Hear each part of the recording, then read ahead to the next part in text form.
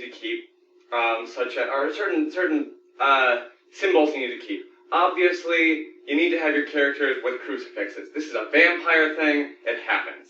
Whatever religious symbol you like, that's how you ward off vampires. Everyone knows that, and no one is upset that the cross is being used. No. Oh, how dare you! And if they are, then they're ridiculous. Then they're at the wrong. You're way too right. But I think that there is a lot of mention in the book about them being on God's side and therefore the right side, Dracula being on Satan's side and therefore the wrong side. And I think that as far as my adaptation is concerned, I tried very hard to make it more of a right and wrong. Right and wrong for human reasons as opposed to religious reasons. Right. Whereas they're decent human beings who don't murder people, as opposed to he's a not decent human being who does murder people, and so therefore they are good and he is bad. Yeah, making it more black and white, more universal, less sort of confronting. Van Helsing is a slightly more religious character. I think that's okay. Considering his age and considering his obsession with the occult, I think that if that's what he latches onto, it's okay to have that be a thing. I think that a big part of the book that is hard to translate into a play just because it requires your two characters to be separated for a very long time. In the book, Mina and Harker are just gone for a fourth of the book. Yeah. They're just not with... All this shit is happening in London, and they're just not there because Harker is sick, never made it back to London after escaping from Dracula, and they're in Budapest, and they decide to get married there because he's sick, and it just seems like the thing to do. But there's definitely something to that. The fact that Mina genuinely wants to get married to Harker now, while all this shit is happening, because they don't know what's going to happen next. She doesn't know if he's going to survive this ordeal that he's in. She really loves him. This is their time to do it, so they're going to get married. And in Victorian England, that was a very religious choice to make. You made that choice for very, in God's eyes, now we are together, and so it's all cool. And I think when Stoker was writing them as a married couple, it then became even more powerful that they're fighting against Dracula, because now they're a married couple with God on their side who approves of this union, and they're going after the devil.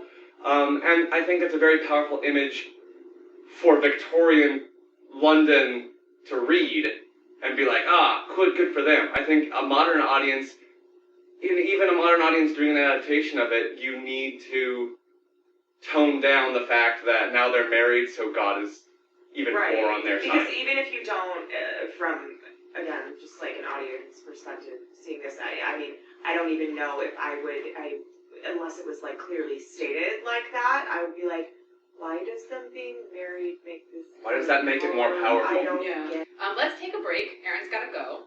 And then when we come back, we can sort of explore that religious idea a little bit more. We'll talk about adaptations and what that is.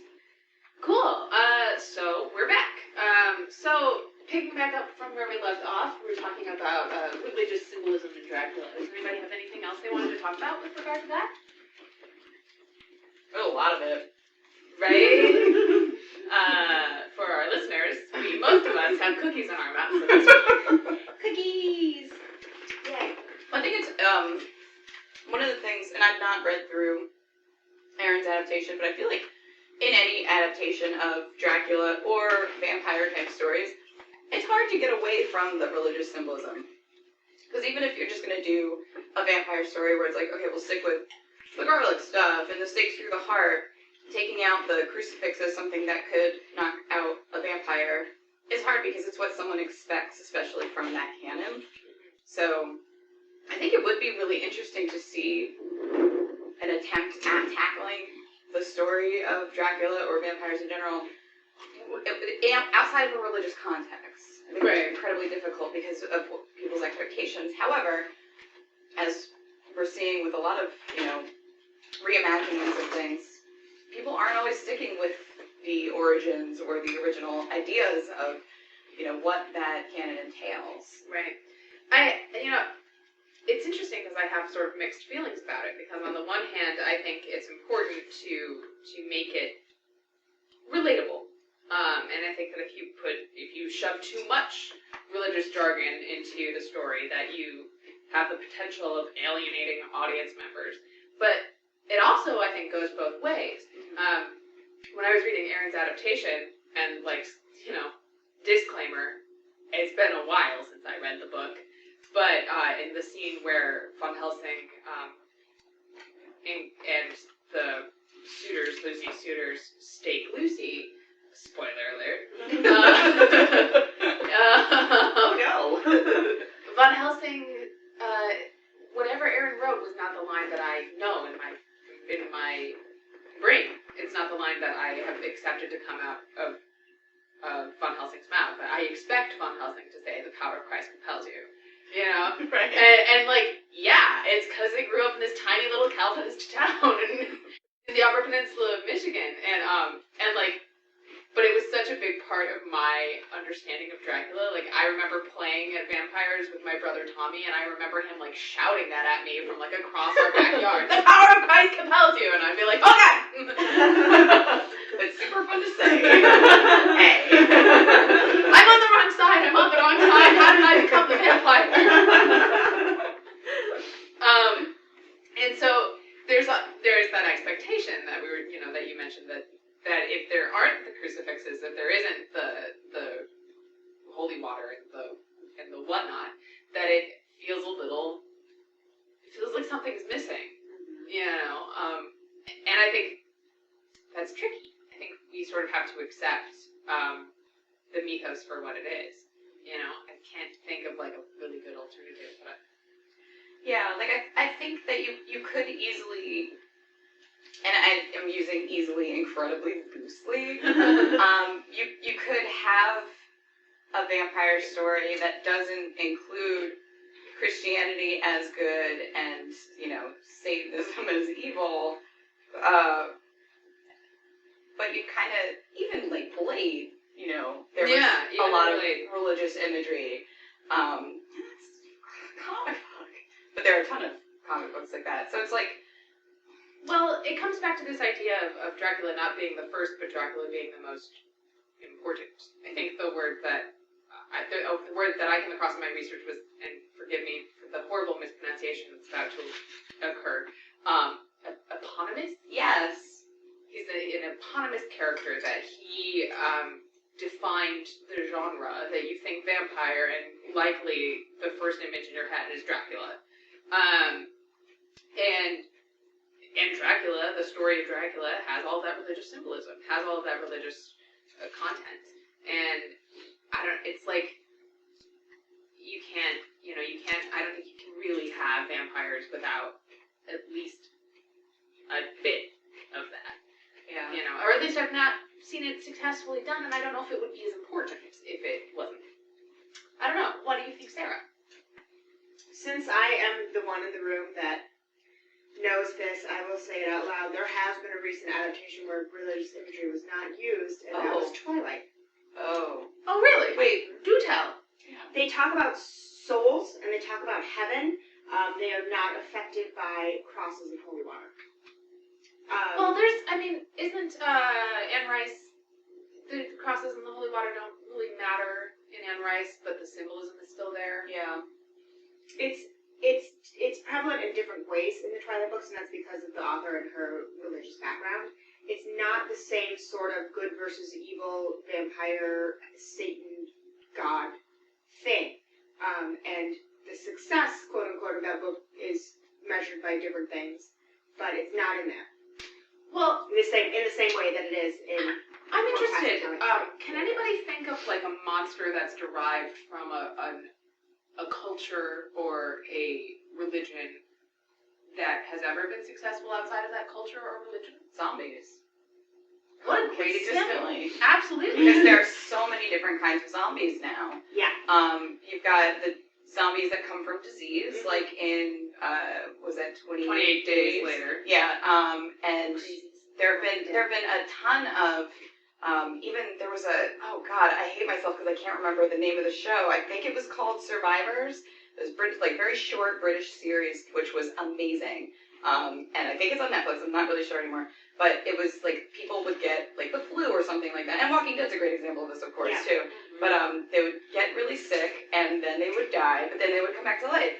And for one woman, she didn't turn into a zombie, and that like it follows her story in this post-apocalyptic weird zombie world where everyone just pretty much gets sick and becomes a zombie. But zombies were initially incredibly religious in Haiti and the cultures there. You're risen from the dead through a religious ceremony. Yeah, thank you. And now, more modernly, especially within the past 20 years. Yeah, about 20 years or so, zombies have changed. They've evolved so much from the slow, kind of creepy flesh-eating to faster zombies. In World War Z, they talk about runners versus amblers. Yeah. And I just want to be very clear for our listeners that when I say in World War Z, I mean the book, not the movie. The book is a gorgeous work of art, and the film is crap. Zombieland also has. But she doesn't have an opinion about it. Yeah, but I don't have strong feelings about that at all. Well, Resident Evil, too. Right. But, yeah, I think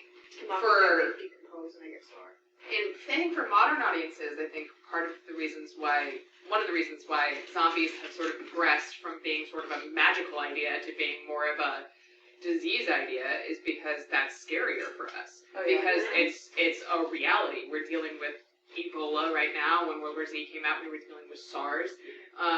And World War Z is a great example because the author of that book did a ton of research, and he made it really smart. And he found a patient A in China, and he saw exactly how it would go from China to the rest of the world, and then dealt with how we would react. And he had the resources to ask people who would know. So that's my pitch for World War Z. Everybody go read the book, and then write Brad Pitt a letter that tells him how he's broken your heart and betrayed us all. But I don't have an opinion.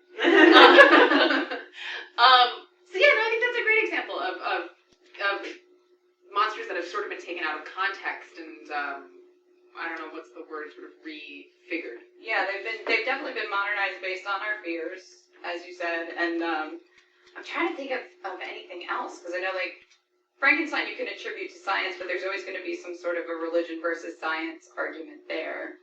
Yeah, that would just be the morality of bringing someone back to life who's died, not so much. Right, and that's I mean, Frankenstein, the entire discussion of Frankenstein is can humans handle godlike power? Yeah. And the idea of godlike power has changed over the past, 100 years. Yeah. So, yeah, absolutely. It's Creature from the Black Lagoon, but I don't know that there was ever a ton of religious imagery in that. And he's also, people have started to kind of like push him out of. You don't see a lot of reimaginings of Creature from the Black Lagoon. Right. Unfortunately. He's a great character. I think the thing about Dracula that's interesting is that as far as something that's a legitimate modern fear, it's kind of hard to find something that we can relate that to. We don't live as much in the world of morality versus immorality that Victorian London did. And we, as a culture, are much more inundated with the idea of a serial killer than they were in 1897. And I think that that's just about as close as you get to a modern vampire is a serial killer. I don't know. Are there any thoughts on that? This might be an offshoot, and I'm still trying to collect the thought. Sure. So this might get cut. That's why Erin is here to edit it. Sorry, buddy. I feel like you saying that sparked something in my brain that I feel like when I watch more modern vampire stories, there's a much bigger